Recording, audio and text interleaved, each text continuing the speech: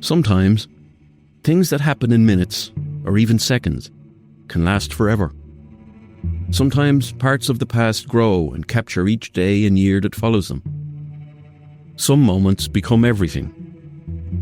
A sister and brother walk into a room in Ireland. They tell the men sitting there they're going to make a trip to look for their brother.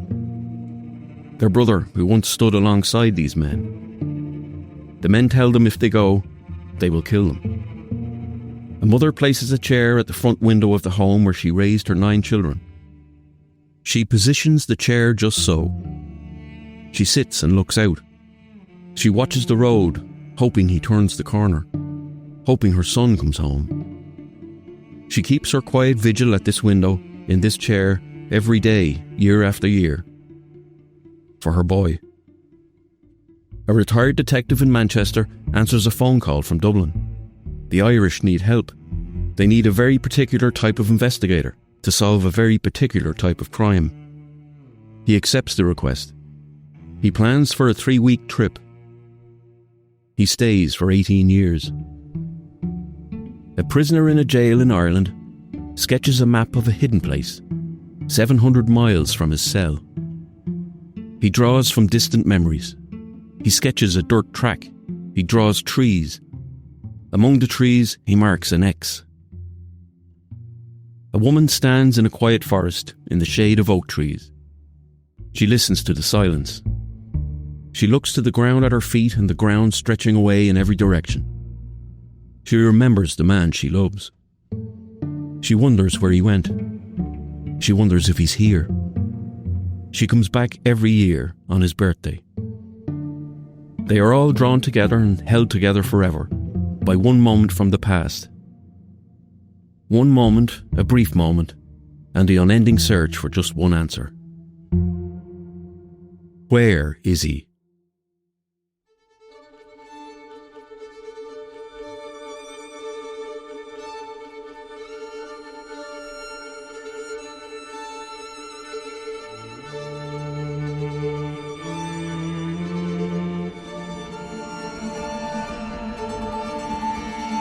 When a person is killed in Ireland, the Gardaí turn to the forensic examiners of the Technical Bureau. And for 25 years I was one of them. I'm John Sweetman. At crime scenes I learned to listen to what the evidence was saying and what the killer was trying to silence. A smudged print, a misplaced everyday object, the smallest detail that revealed the truth. Now, in this GoLoud original podcast, I return to some of Ireland's most compelling cases. This is Lines of Inquiry, a podcast that follows the evidence and reveals the story behind each case. In this episode, we explored the search for Seamus Ruddy, how a mysterious and dark series of events led him to becoming one of Ireland's disappeared, and the never-ending fight to discover the truth of what happened. This will be a 2-part episode, with the concluding part coming to you tomorrow, Wednesday. This is Lines of Inquiry, Seamus Ruddy. The Long Search.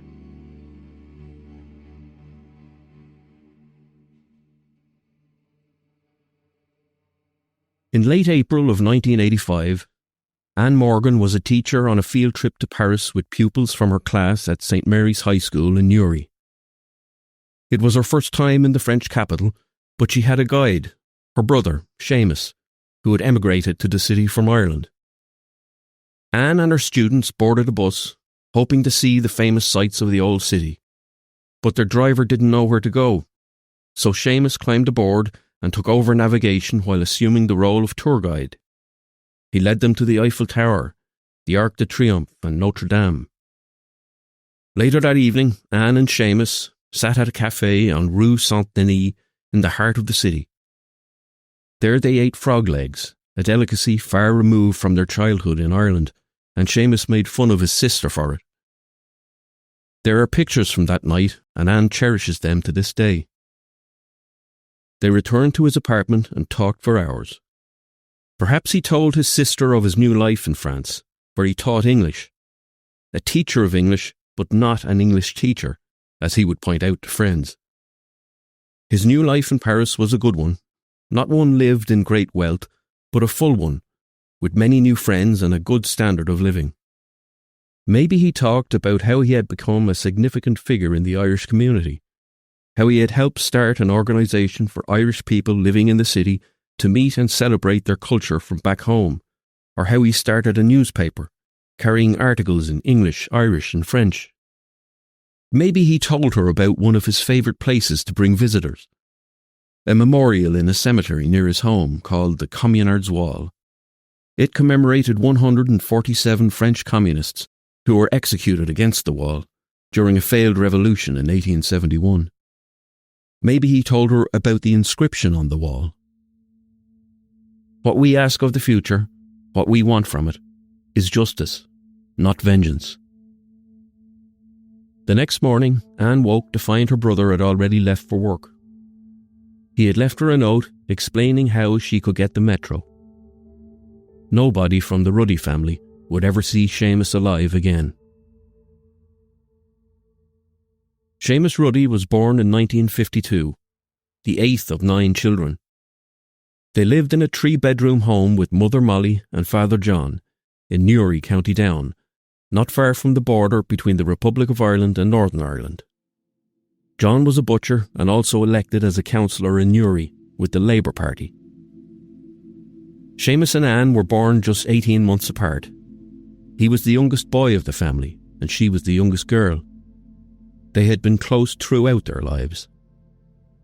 Growing up, Seamus was an intelligent kid. He was witty and he was warm. He loved music and stories. He loved to laugh. He wasn't much taken with material possessions, but he spent a lot of time in local bookshops. He would read all he could find on politics, left-wing politics in particular. Second to politics came music, and he would listen to anything from the Chieftains to Aretha Franklin and Thin Lizzy. He was academically intelligent, if not always disciplined in the classic sense. His friends from school remember he would rarely bother with his own homework, but would often help everyone else in the class with theirs. His true passions were people and ideas of fairness and ways to make the world a more equal place. He felt a lot could be done to improve the world. As a kid, he wore glasses and was given the nickname the Professor.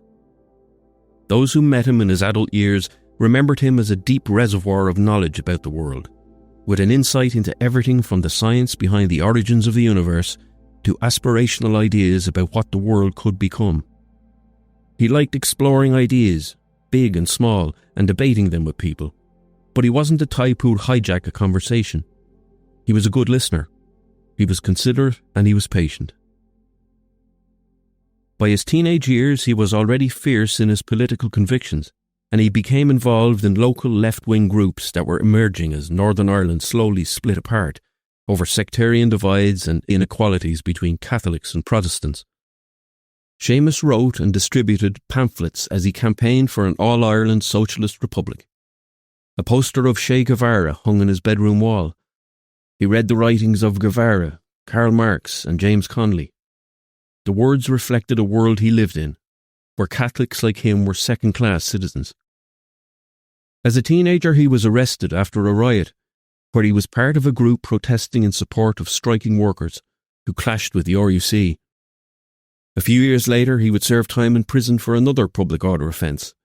The details on it aren't clear, but it seems he was possibly arrested as part of a group defending nationalist homes during a wave of loyalist violence. Seamus studied high-level mathematics at school before going on to study engineering in Belfast. Seamus later moved to Dublin to study English at Trinity College, the most prestigious university in Ireland. When he lived in Dublin, he enjoyed visiting the Dublin City Gallery, now the Hugh Lane Gallery, on the historic Parnell Square, where he would sit with the art and enjoy some quiet time, maybe some reflection. Later, Ruddy joined the Irish Republican Socialist Party, or the IRSP, which aimed to end British rule in Northern Ireland, and also usher in a new democratic socialist political system across all 32 counties. The IRSP was the political wing of the Irish National Liberation Army, or the INLA, similar to how Sinn Féin was the political wing of the Provisional IRA. The IRSP and the INLA was a much smaller grouping than Sinn Féin and the IRA, and had more radical ideas on equality and their socialist ideals. Seamus saw the IRA as right-wing Catholic Holy Joes, his brother Terry would later say. He saw the IRSP and the INLA as far more in step with his wider views on how Ireland and the world should work. While Seamus was officially involved in the political side of things, rather than the violent side, he did assist the armed wing in some ways. In 1979, he was crossing the border between Greece and Turkey in a camper van. The vehicle was stopped and searched. As the border guard opened the driver's door, the camper van made a strange tilt towards him. It moved unnaturally. It was enough to raise suspicions, and border guards searched the van. Inside they found rifles, 50 hand grenades, and a large amount of explosives. Seamus stood trial but was acquitted, with the court finding he was an innocent passenger in the vehicle. However, it appears, based off what former INLA members have said since, that he was involved in the secretive work of smuggling weapons into Ireland, from across Europe and the Middle East. During the infamous hunger strikes by Republican prisoners in 1981, Seamus was a negotiator and a liaison between prisoners and their families, as well as speaking to the media on behalf of the prisoners. He had become a person of some influence in Republican circles. He was popular and respected. But he was not, it seems, a ruthless man or a violent man, in the ways so many other leaders in those circles were. In the following years, a violent power struggle broke out inside the IRSP and the INLA, with rival factions vying for control of the group's direction. In 1981, an INLA man, who was a close friend of Seamus's, was shot in the neck on Dublin's Talbot Street. He was shot by fellow members of the group. Seamus gradually became disillusioned with what his political party was becoming, as a new generation sought to move it towards a more violent path. Then, on the night of Sunday, November 20th, 1983, a small congregation of churchgoers were beginning an evening meeting of song and Bible stories in their small wooden church surrounded by forest in the town of Darkley in rural Armagh. There were men and women of all ages, and children. Some were just babies.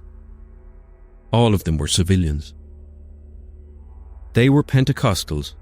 It's a Protestant faith, known for a peaceful attitude to life and their devotion to worshipping God through song.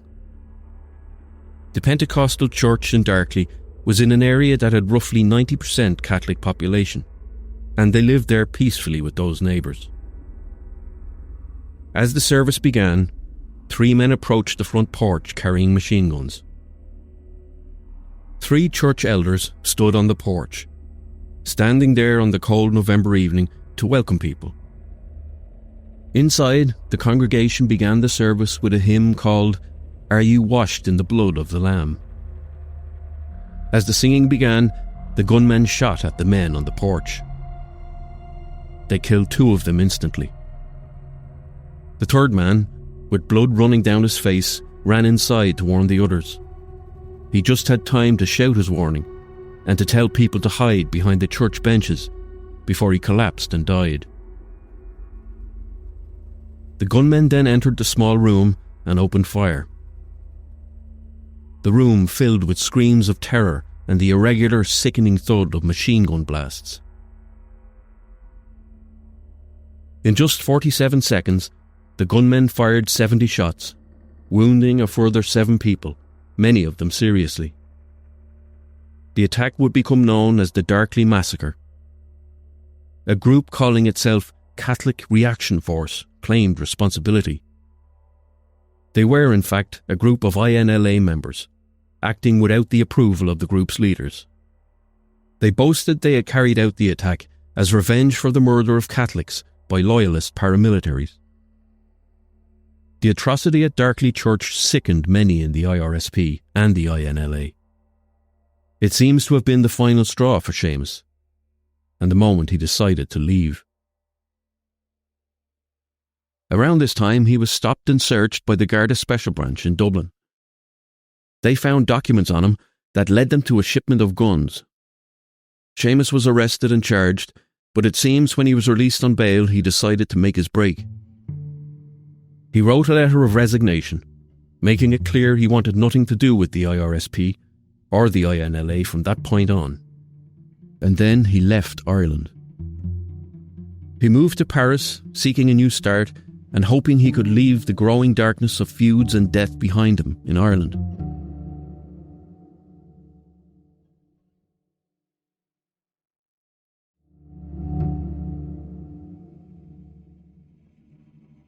Once in France, Seamus cut off all contact with home, outside of speaking to family and friends. When Anne met her brother in Paris on that night in April of 1985, as they sat and enjoyed a drink together and talked for hours, she did not see him as a revolutionary or someone fleeing a bloody paramilitary feud. She saw only her older brother, then 33 years old, but still the same kind and funny brother she had known since growing up in that cramped house in Uri. Anne, of course, knew her brother was politically aware and of his involvement with the IRSP and other groups, but that side of him wasn't a true part of his life they shared. Seamus lived alone in Paris, but until earlier that year he had lived with his partner, Cecilia Moore. Cecilia was an artist, originally from England. She had followed Seamus to France, but then returned to Ireland for a short period in the months before his disappearance. They had met in Dublin in 1980, and 5 years later they had their future mapped out. They had plans for marriage.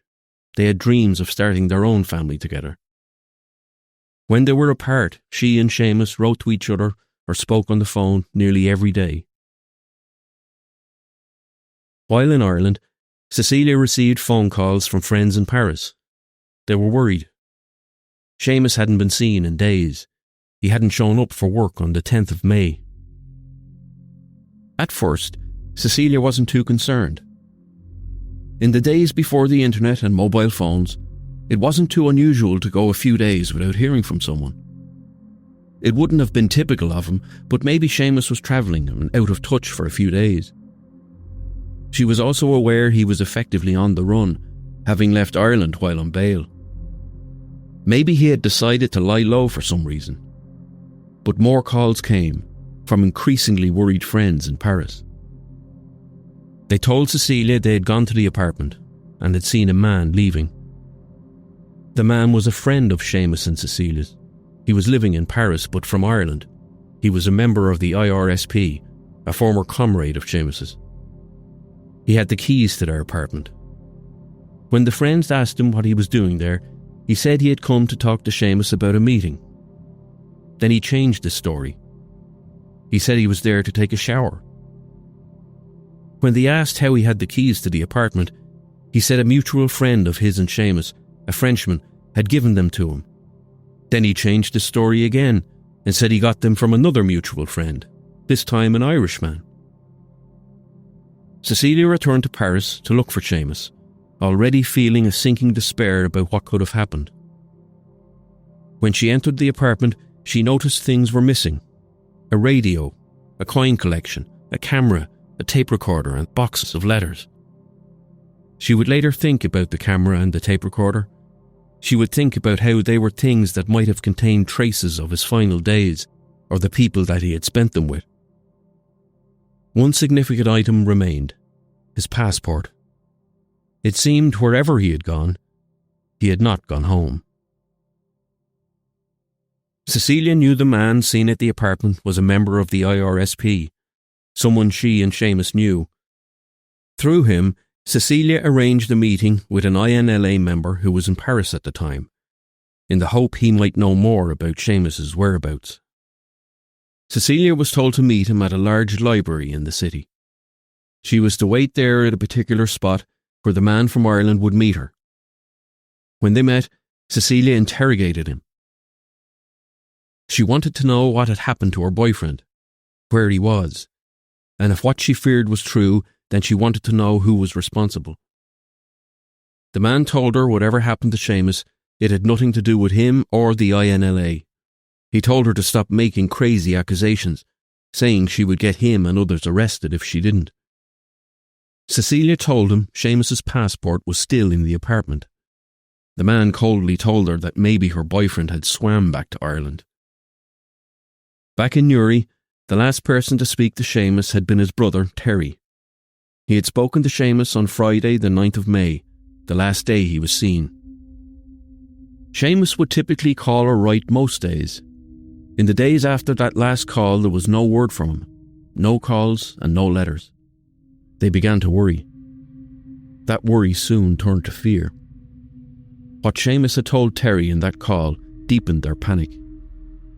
He said he had been asked to meet 3 men that evening. Terry felt his younger brother was telling him this for a reason. He asked Seamus not to go. But Seamus chose to go.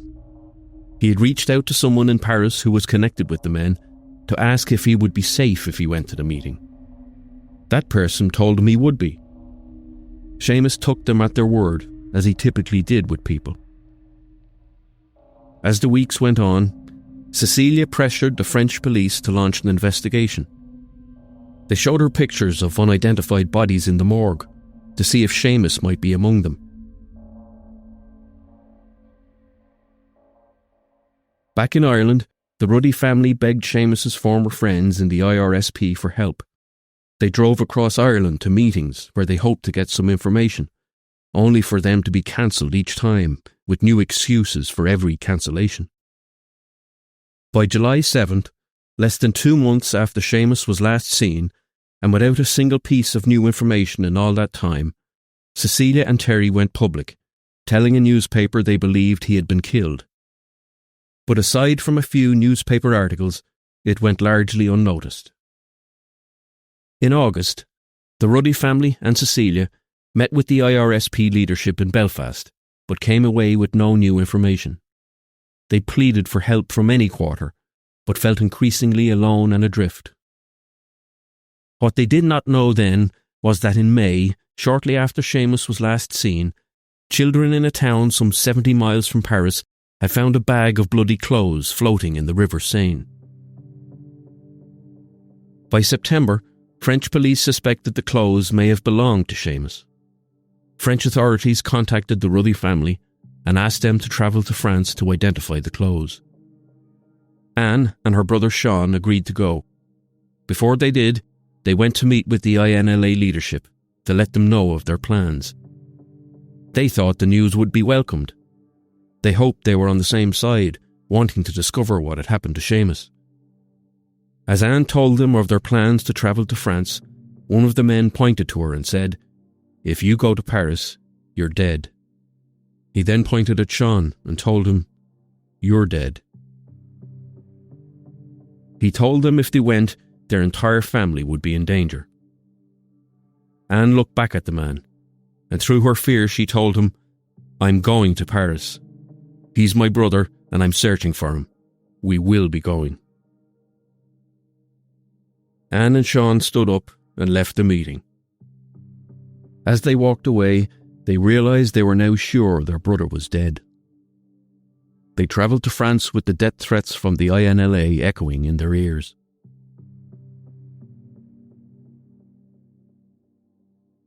When they went to identify the clothes found in a bag in the River Seine, they saw a hooded jacket with 2 bullet holes through the hood. There were jeans with bloodstains. There was a pair of boots. They knew these clothes.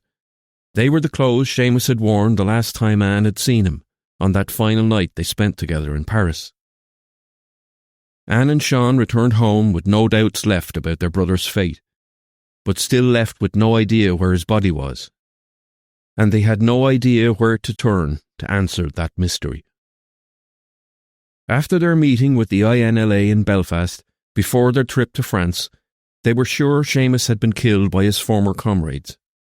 And that meant they returned home with the looming threat of death if they ever spoke about it. They continued to push quietly. They contacted the Irish government repeatedly, asking for help. They found the language barrier with the French authorities consistently made progress close to impossible. Seamus's brother Terry and Seamus's partner Cecilia travelled together across France, searching for any clues they could find. Cecilia wrote hundreds of letters to Seamus's former colleagues in the IRSP, pleading for help. For Anne and her siblings, Daily life became consumed by fear and paranoia. If their brother had been murdered by loyalist paramilitaries or the British Army, he would be remembered at every turn, and support would arrive from all sides of their own community. But when the crime was suspected to have been committed by Republican paramilitaries, then there was nothing like the same support from the community around them. Much more often, there was only silence. Their story was the same as many families who had had a loved one killed by paramilitaries from their own community during the Troubles. In those families' darkest hours, neighbours and friends turned and looked the other way, out of fear of being targeted themselves. When they went to the shops or to mass or brought their children to school, they knew the people who had killed their loved ones walked nearby. They weren't some cartoon villains living in a far-off foreign land. They were there in real life, inside their lives. They knew those people were living around the corner. They knew they could be in the same shops and in the same church. What they didn't know was who among their friends and neighbours they could trust. They could rarely be sure who might be sympathetic to the paramilitaries or even connected to them. Sometimes that suspicion could even spread inside their own families. The threat from the INLA to the Ruddy family did not fade away. It followed them each day. Anne began looking under her car each morning as she took her children to school. She was checking for a bomb planted there as she slept. One night, while at home with her 2 young sons, a neighbour called her. They told her a man on a motorbike was sitting outside her house. Anne turned off the lights and carefully parted the blinds to peer out. There he was, sitting at the top of her garden, watching her home. That night Anne was sure she was going to be murdered. She sat at the bottom of the stairs all night. She decided that if or when the man came to attack her, he would not get past her and up the stairs to her sleeping sons. Terry Ruddy, Seamus's older brother, lived in Dublin at this time, but even that distance didn't grant a sense of security. Each time a motorbike drew up alongside him in traffic, he felt a wave of terror, sure he was about to be shot. The family retreated, and for years they didn't speak about Seamus publicly. They were too afraid to go to the INLA or IRSP again to ask for help. They quietly wrote letters to any official body they could think of, pleading for help.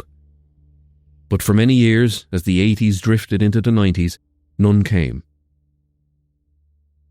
While the Ruddy siblings accepted their brother was dead, their mother did not. She clung to the hope he was still alive, somewhere.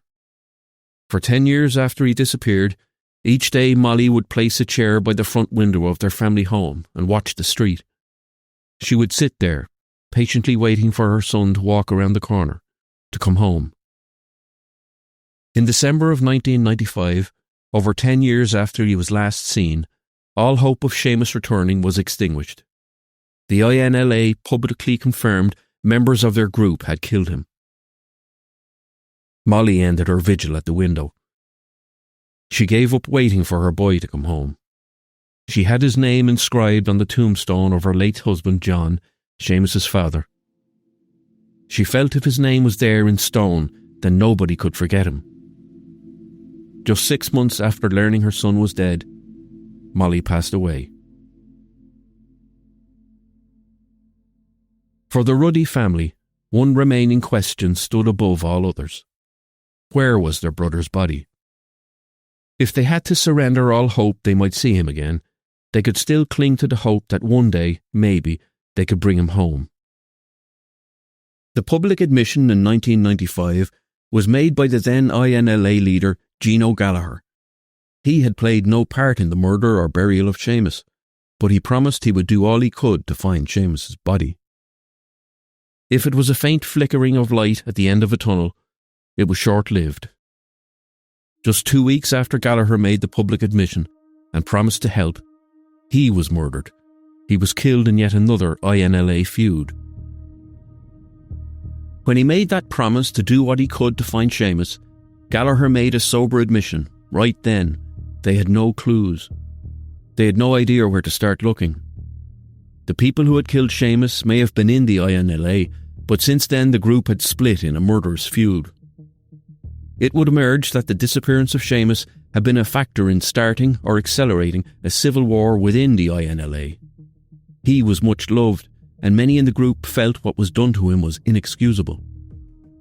And in the course of that feud, the man who many believed had ordered the murder of Seamus had been killed. There have been reports that he was killed partly in revenge for the murder. His name was John O'Reilly, and he had been one of the 3 men Seamus went to meet on the night he disappeared. It was him who warned Anne not to travel to Paris, and who had promised she would be killed if she did. With Gallagher killed shortly after making his promise, and with their brief moment of hope wiped out, the Ruddy family were yet again left feeling alone. But they were soon going to discover they weren't. There were many more families living the same hell each day, and they were about to come out of the shadows, with one woman leading the way.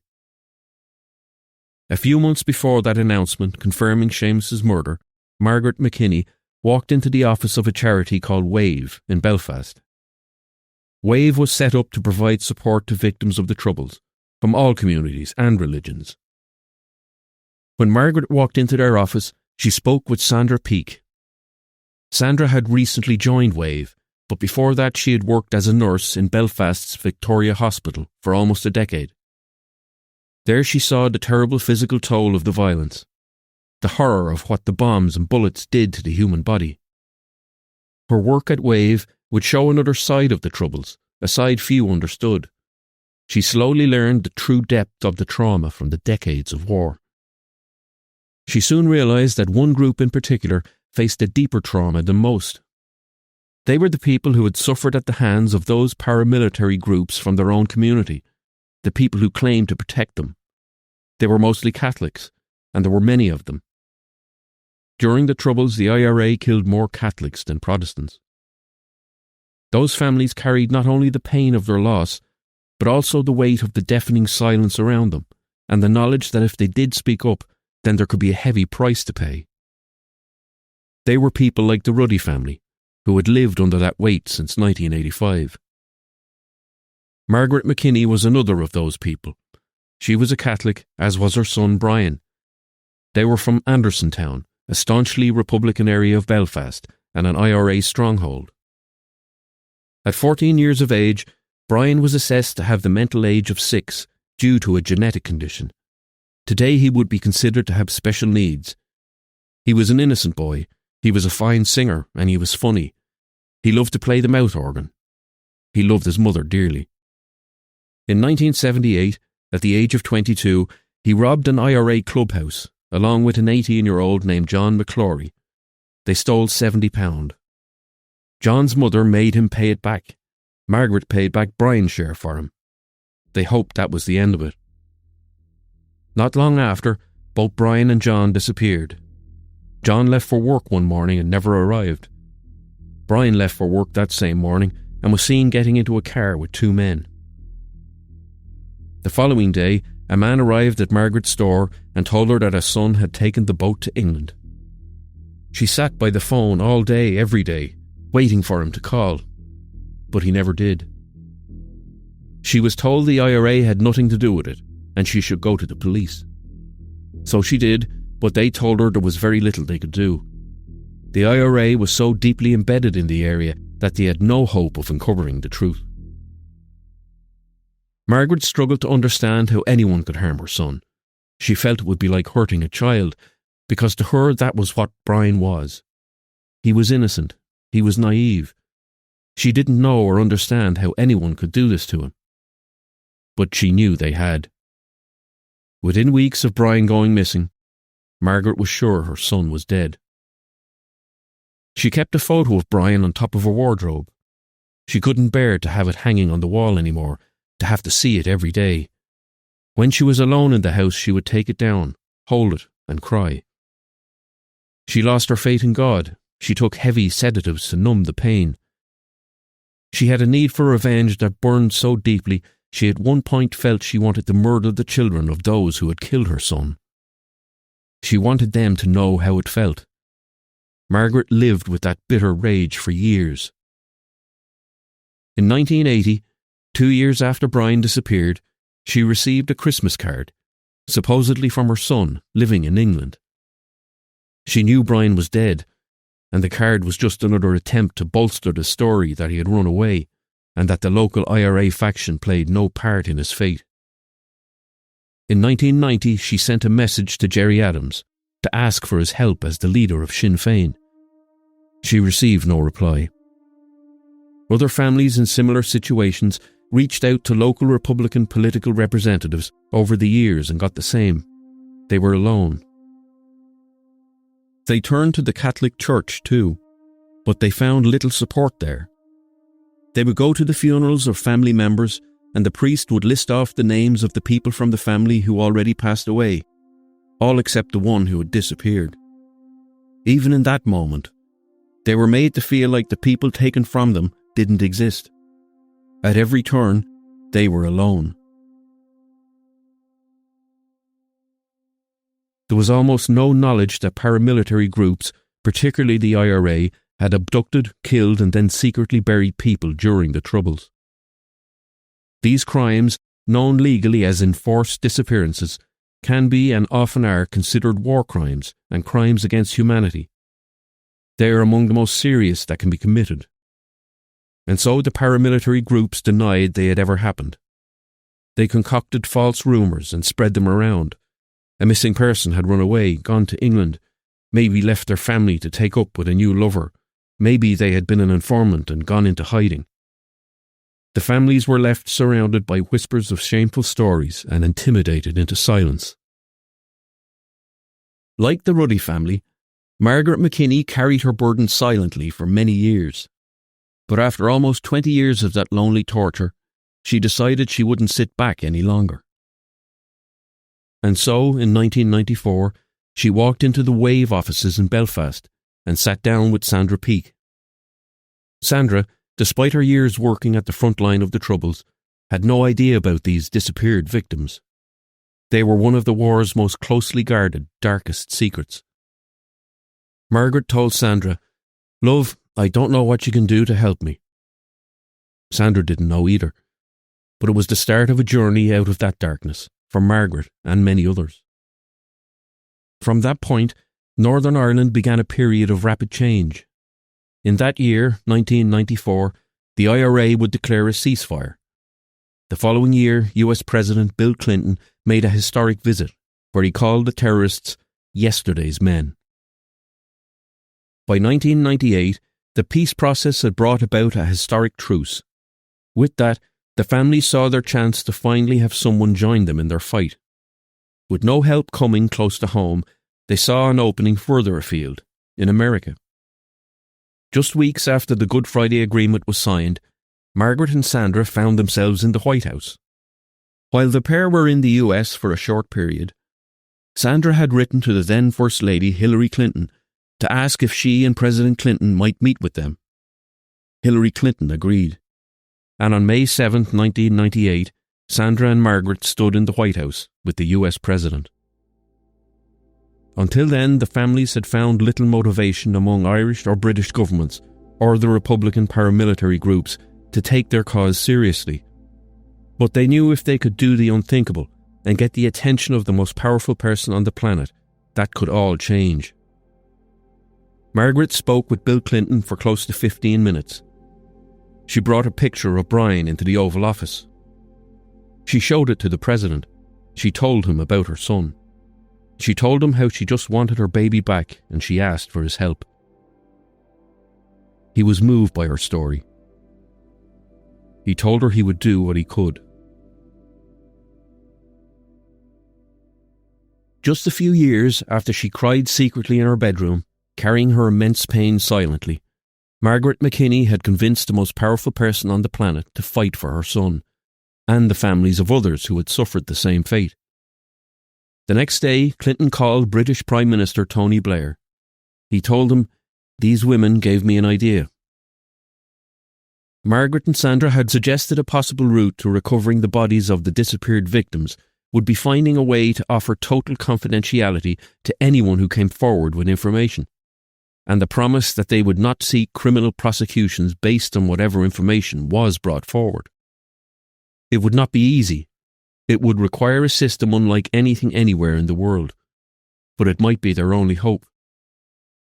The day after he met Margaret, Clinton told Blair that they and Taoiseach Bertie Ahern could work together to make it happen. He said if Sinn Féin wanted a role in future government, then they had to play their part too. He told Blair the families didn't want revenge, they just wanted their people back. The ordeal of the families like the Ruddys was now in the open. They were no longer condemned to suffer alone. Now they were a group. Now they had a voice they had been denied for so long. In August of '98, just a few months after Margaret McKinney met Bill Clinton, the INLA declared a ceasefire, laying down their guns after 24 years. They made a promise to pursue a path to peace. Shortly after that announcement, an INLA prisoner in Portlaoise prison took a pen and a piece of paper. He began to sketch a picture from memory of a place hundreds of miles from his cell. He drew thin images of trees here and there. He made a rough scrawl of a forest. He drew two long, snaking lines running parallel to each other, stretching the length of the page. The forest path. He made sure to carefully sketch out its gradual bend, going to the right, and beside that bend he wrote 100 metres. He drew more trees on either side of the path, and then a cluster of them just beyond that bend in the trail. And there, among those trees, at the bend in the track, he made a small mark. An X.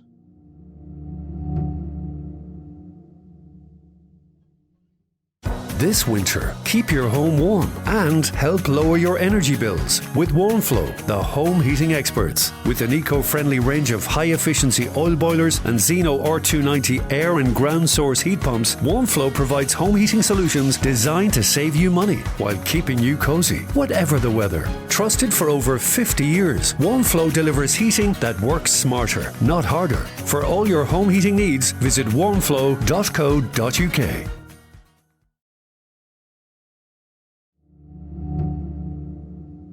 Over 13 years after the disappearance of Seamus Ruddy, the first real clue had emerged in the form of a hand-drawn map. That map, scrawled on a page by a prisoner in Portlaoise jail, made its way into the hands of INLA members on the outside. With it in hand, they made a quiet trip to a forest a couple of hours' drive from Paris. The map led them to a serene spot shaded by tall, wide trees. It was a place where people rarely ventured. Nearby, deer and wild boar wandered unseen. The men walked into the trees and marked the spot where they believed a secret grave could be found. A few weeks later, Anne and several of her siblings walked into the refined surroundings of the Killiney Hotel in Dalkey, South Dublin. They arrived along with a representative from the Irish government. They were there to meet with a member of the IRSP, Seamus's one-time political party, and to get the first clue and the first piece of real, tangible hope offered to them in almost 14 years. The IRSP member handed over the prisoner's map with its priceless X drawn between the trees. The Irish authorities came back a few months later and asked for more information. The IRSP handed over a videotape and photos of the suspected gravesite. In the coming months, reports would begin to emerge in the papers about plans for a search in a French forest. There were theories that Seamus had been buried inside a metal bin in the ground. If he was, a metal detector would quickly find him. On February 27th of '99, the Belfast Telegraph ran a front-page story with the headline, "Secret Grave is Found." The article reported that Seamus's final resting place had been identified, and his old political party, the IRSP, who had helped get the information on his location, expected his body would be found within just days. They told the paper they had identified a 20-yard spot, and they were sure Seamus would be found soon after the French authorities began digging. An American newspaper reported that a French revolutionary group called Direct Action had helped Seamus's killers to hide his body. There were no shortage of theories and rumours, but there was no certainty. It was also reported in those articles that of the 3 men Seamus had met on his final night, 2 of the 3 were now dead. One had been murdered, while the second had died of an illness in recent years. For the Ruddy family, that first spark of hope was growing rapidly, but they also knew time could be quickly running out. And then, in May, a full 8 months after the map had been handed over, the French authorities began their dig. They searched for several days. They found nothing. The people who provided the map and who had travelled to France to mark the spot were baffled. They said the French authorities searched the wrong area. Nothing else made sense. The Ruddy family were heartbroken all over again. Anne began to wonder if maybe they'd have to make their peace with at least knowing he was there, somewhere in that forest. If they were never going to get their brother back, maybe that would have to do. For Cecilia, Seamus's partner, there was at least some solace in having a place to go and knowing he was nearby, somewhere. But there was no certainty. While Seamus was abducted and killed by the INLA, all of the others who would go on to be known as the Disappeared were killed and secretly buried by the IRA. In April of 1999, the families of those other disappeared victims got unannounced visits from people connected to Republican groups. These people told them that the following day the IRA would release a statement admitting that they had killed and secretly buried their family members. For many, it was the first confirmation their loved ones were indeed dead. It was Jerry Adams who delivered the message to Margaret McKinney. He told her that the IRA would at last admit they had taken and killed her son Brian. Adams put his arms around her, and she cried. The next day, the IRA publicly admitted for the first time that they had secretly killed and buried several people during the Troubles. They said there were 9 people, and they named them. They promised they would help to locate their remains. In that same statement, the IRA claimed those killed had been informants, and that was why they were killed. This was not true. Soon after, the British and Irish governments did what Bill Clinton had pushed for years earlier. They established the Independent Commission for the Location of Victims' Remains, or the ICLVR. They would have one mission, just one question to answer: to find the bodies of the disappeared. Crucially, it would offer confidentiality. Anyone with information could go to them and know that whatever they told them would never find its way into a court, and nothing uncovered by the Commission off the back of that information would ever be handed over to police. For many of the families of the disappeared, that was a bitter compromise to make. For some it was easier. For all of them, it offered a chance to at last grant them some closure and bring their people home. The ICLVR list of the disappeared would soon grow to 17 people. They included 17-year-old Kevin McKee and 56-year-old Charlie Armstrong. There was Brendan McGraw, 23 years old and expecting his first child, and Jean McConville, a widowed mother of 10 who was murdered after she came to the aid of a wounded British soldier lying outside her family's flat. 4 days after the legislation for the commission was announced, Gardaí received a phone call telling them that they would find a coffin lying under a tree above the ground in a graveyard in Fahart in County Louth. Inside that coffin they found the body of Eamon Malloy. He had been taken from his secret burial spot and placed in the coffin before being left in the graveyard. Malloy was the first of the disappeared to be recovered. Soon more tips came in about burial sites, and families began to hope that they would all soon find their people. In June of 1999, Gardaí searched a bog in County Monaghan. They pumped more than 2 million gallons of water out of the bog and began to dig. They searched for a month without any discovery. They were about to admit defeat when they found the shoes of John McClory and Brian McKinney, the 2 young men who had stolen £70 from the IRA clubhouse over 20 years before. Then they found the pair, buried together in the same secret grave in that bog.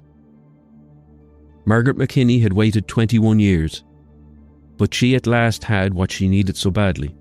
She had Brian.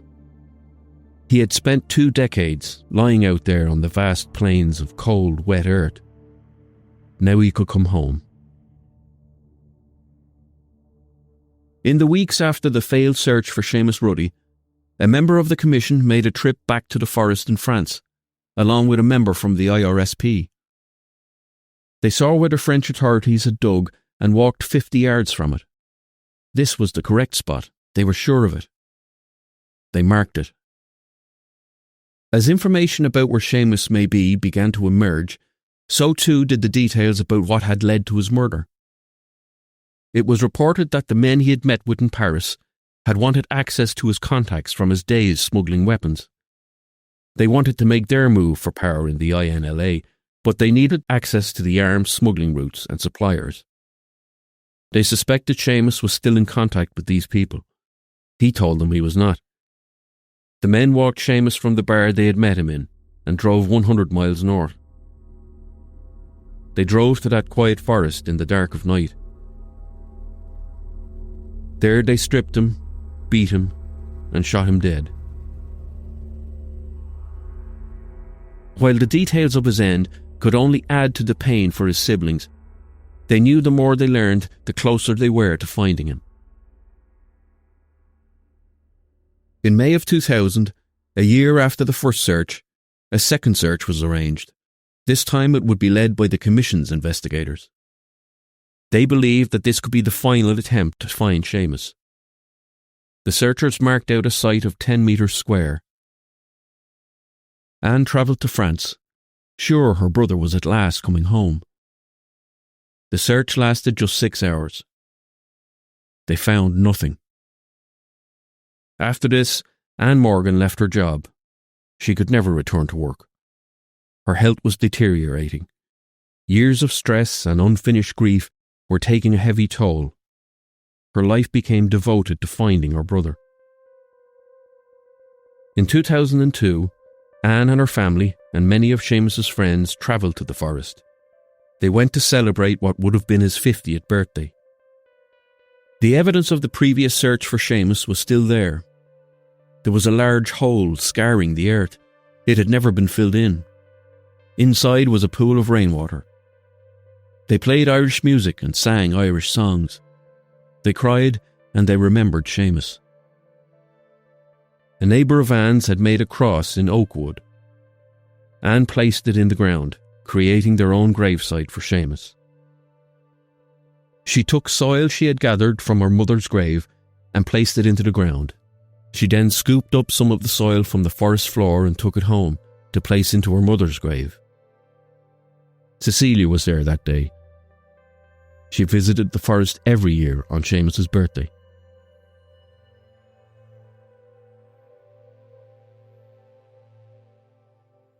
On the 27th of August 2003, a man walking his dog on a beach in County Louth spotted a piece of fabric sticking out from the sand.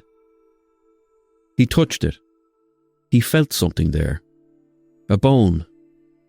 A human bone. He called Gardaí, and the search that followed found the skeletal remains of a woman, fully clothed. It was Jean McConville, the 37-year-old widowed mother of 10, who was killed and secretly buried by the IRA in 1972. She was the fourth of the disappeared to be found, but this discovery was made accidentally. After the early hope that came with the discovery of 3 bodies in the first year, it was now close to 4 years with no new finds coming from information passed to the Commission.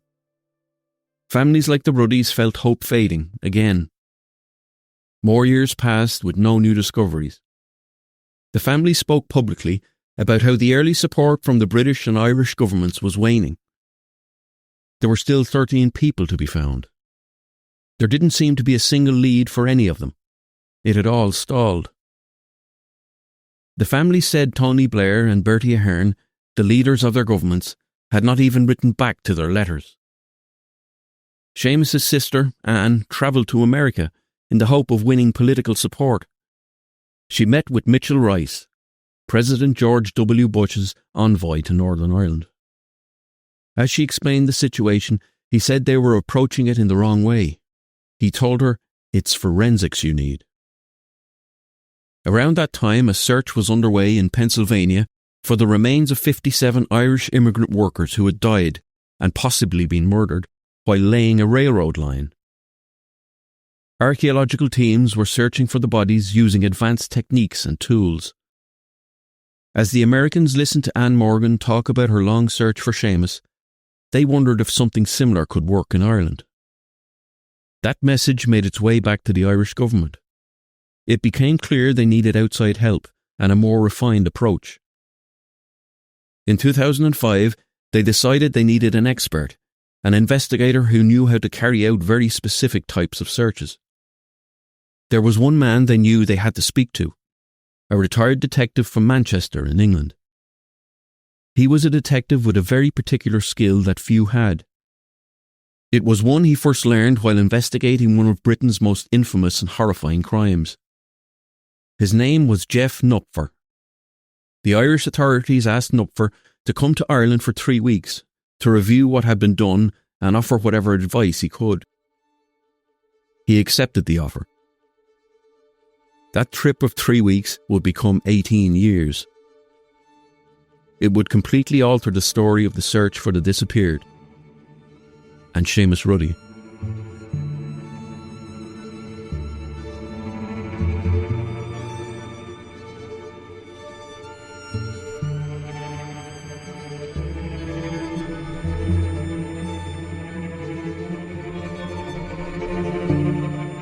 Coming up tomorrow on Lines of Inquiry, the conclusion of the story of the long search for Seamus Ruddy.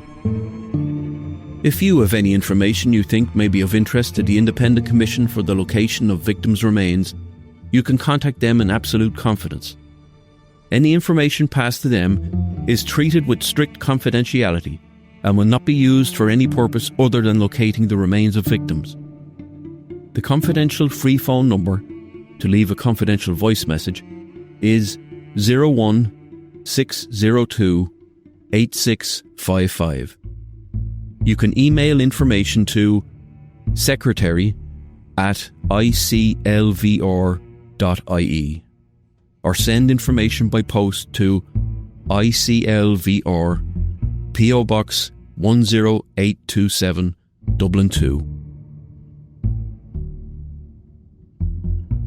Thank you for listening to this episode of Lines of Inquiry.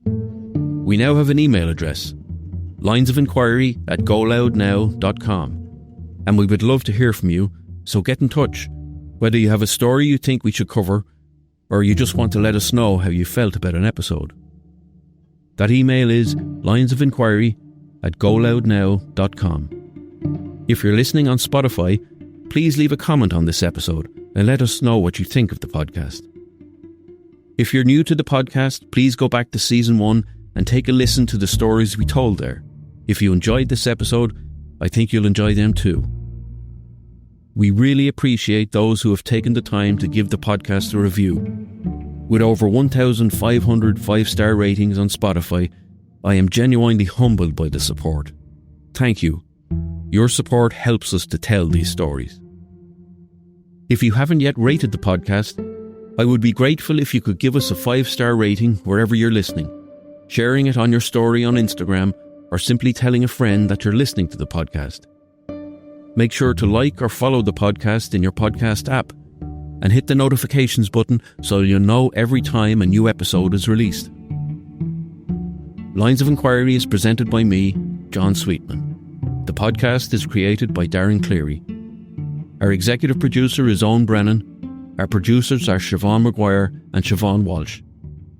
Sound editing and design are by Neil Kavanagh, with additional editing support from Ed Smith.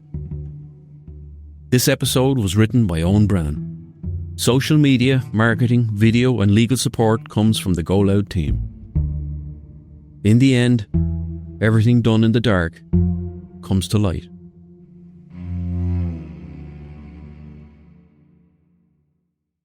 This winter, keep your home warm and help lower your energy bills with WarmFlow, the home heating experts. With an eco-friendly range of high-efficiency oil boilers and Zeno R290 air and ground source heat pumps, WarmFlow provides home heating solutions designed to save you money while keeping you cozy, whatever the weather. Trusted for over 50 years, WarmFlow delivers heating that works smarter, not harder. For all your home heating needs, visit warmflow.co.uk.